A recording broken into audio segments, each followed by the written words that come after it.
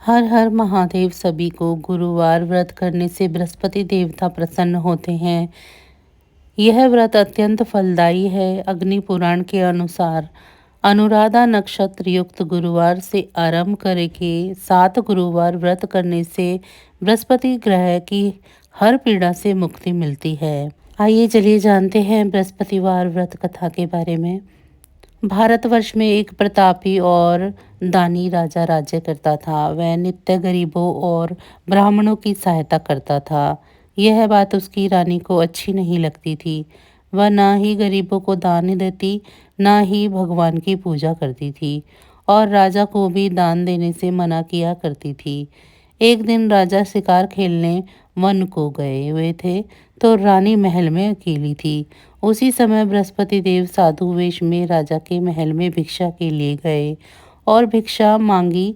रानी ने भिक्षा देने से इनकार कर दिया और कहा कि हे साधु महाराज, मैं तो दान पुण्य से तंग आ गई हूँ। मेरा पति सारा दिन धन लुटाते रहते हैं। मेरी इच्छा है कि हमारा धन नष्ट हो जाए, फिर ना रहेगा बांस और ना ही बजेगी बांसुरी। साधु ने कहा, देवी तुम तो बड़ी विचित्र हो। धन संतान तो सभी चाहते हैं, पुत्र और लक्ष्मी तो पापी के घर में भी होनी चाहिए। यदि तुम्हारे पास अधिक धन है तो भूखों को भोजन करा दो, प्यासों के लिए प्याऊ बनवाओ, मुसाफिरों के लिए धर्मशालाएं खुलवाओ। जो निर्धन अपनी कुंवारी कन्याओं का विवाह नहीं कर सकते हैं, उनका विवाह करा दो। ऐसा और कई काम हैं जिनके करने से तुम्हारा यश लोक परलोक में फैलेगा। परंतु रानी पर उपदेश का कोई प्रभाव न पड़ा।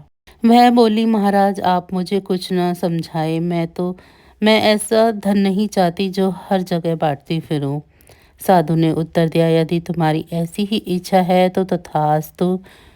तुम ऐसा करना कि बृहस्पतिवार को घर लीप कर पीली मिट्टी से अपना सर धोकर स्नान करना, भट्टी चढ़ाकर कपड़े धोना। ऐसा करने से आपका सारा धन नष्ट हो जाएगा। इतना कहकर वह साधु महाराज वहां से अलोप हो गए। साधु के अनुसार कई बातों को पूरा करते हुए रानी को केवल 3 बृहस्पतिवार ही बीते थे कि उसकी समस्त संपत्ति नष्ट हो गई। भोजन के लिए राजा का परिवार तरसने लगा। तब एक दिन राजा ने रानी को बोला कि हे रानी, तुम यहीं रहो, मैं दूसरे देश में जाता हूँ, क्योंकि यहाँ पर सभी लोग मुझे जानते हैं, इसीलिए मैं कोई छोटा कार्य नहीं कर सकता। ऐसा कहकर राजा प्रदेश चला गया। वहाँ पर जंगल से लकड़ी काट लाता और शहर में बेचता। इस तरह वह अपना जीवन व्यतीत करने लगा।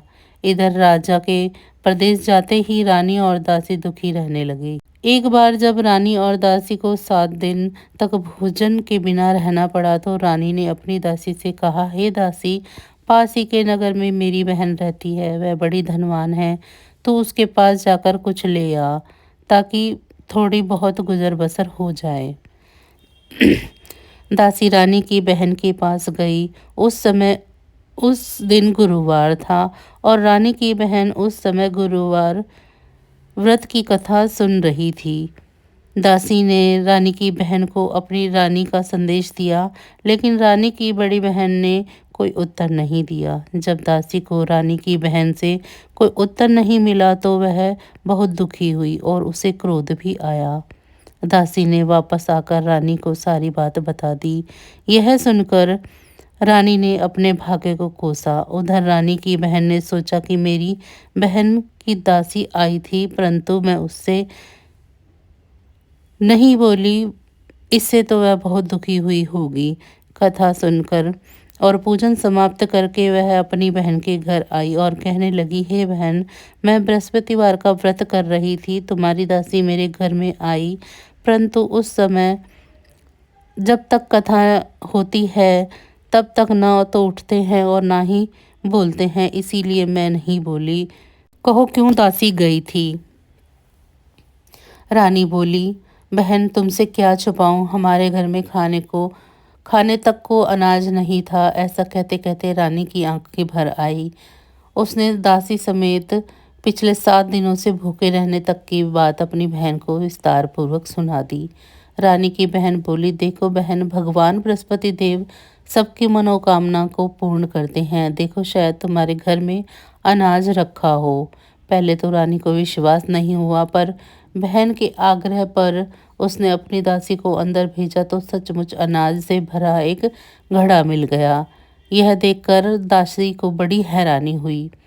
दासी रानी से कहने लगी, हे रानी, जब हमको भोजन नहीं मिलता तो हम व्रत ही तो करते हैं, इसीलिए क्यों न इस व्रत और कथा की विधि को पूछ लिया जाए ताकि हम भी व्रत कर सके। तब रानी ने अपनी बहन से बृहस्पतिवार व्रत के बारे में पूछा। उसकी बहन ने बताया, बृहस्पतिवार के व्रत में चने की दाल और मुनक्के से विष्णु भगवान का केले की जड़ में पूजन करें तथा दीपक जलाएं। व्रत कथा सुने और पीला भोजन ही करें, इससे बृहस्पति देव प्रसन्न होते हैं। व्रत और पूजन विधि बताकर रानी की बहन अपने घर को लौट आई। 7 दिन के बाद जब गुरुवार आया तो रानी और दासी ने व्रत रखा। गुड़साल में जाकर चना और गुड़ लेकर आई, फिर उससे केले की जड़ तथा विष्णु भगवान का पूजन किया। अब पीला भोजन कहाँ से आए, इस बात को लेकर दोनों बहुत दुखी थे। क्योंकि उन्होंने व्रत रखा था, इसीलिए बृहस्पति देव उन पर प्रसन्न थे। इसीलिए वे एक साधारण व्यक्ति के रूप धारण करके 2 थालों में पीला भोजन दासी को दे गए। भोजन पाकर दासी प्रसन्न हुई और फिर रानी के साथ मिलकर भोजन ग्रहण किया। इसके बाद वे सभी गुरुवार को व्रत और पूजन करने लगी। बृहस्पति भगवान की कृपा से उनके पास फिर से धन संपत्ति आ गई, परंतु रानी फिर से इसी तरह आलस्य करने लगी। तब दासी बोली, देखो रानी, तुम पहले भी इस प्रकार आलस्य करती थी, तुम्हें धन रखने में कष्ट होता था, इस कारण सभी धन नष्ट हो गया, और अब जब भगवान बृहस्पति की कृपा से धन मिला है तो तुम्हें फिर से आलस्य होता है। रानी को समझाते हुए दासी कहती है कि बड़ी मुसीबतों के बाद हमने यह धन पाया है, इसीलिए हमें दान पुण्य करना चाहिए, भूखे मनुष्यों को भोजन कराना चाहिए और धन को शुभ कार्य में खर्च करना चाहिए, जिससे तुम्हारे कुल का यश बढ़ेगा, स्वर्ग की प्राप्ति होगी और पितृ प्रसन्न होंगे। दासी की यह बात मानकर रानी अपना धन शुभ कार्यों में खर्च करने लगी, जिससे पूरे नगर में उसका यश फैल गया। तो बस आज की जानकारी इतनी ही थी। फिर मिलेंगे हम आपको ऐसी ही किसी अन्य जानकारी के साथ अगली वीडियो में। तब तक अगर आपको मेरी ये जानकारियाँ अच्छी लग रही हैं तो वीडियो को लाइक करें, चैनल को सब्सक्राइब नहीं किया है तो चैनल को सब्सक्राइब कर लें, और कमेंट बॉक्स में मुझे ज़रूर बताएं कि आप सभी को मेरी ये जानकारियाँ कैसी लग रही हैं। इसी के साथ आप सभी का बहुत बहुत धन्यवाद।